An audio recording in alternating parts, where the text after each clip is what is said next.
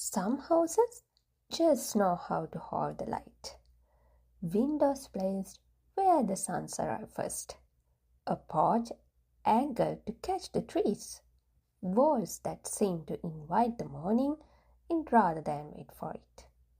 It's not the luck, it's the architecture.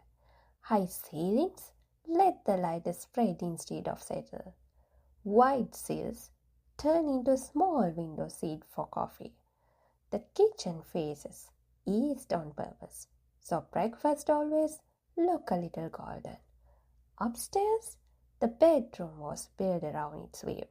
Soft curtains, a window that frames the trees like it was designed to. Even the quiet comforts, a clean sink, warm water, a folded towel, feel intentional here. Part of a house shaped around good mornings, not just lived in for them. This is what happens when house is designed to feel like home.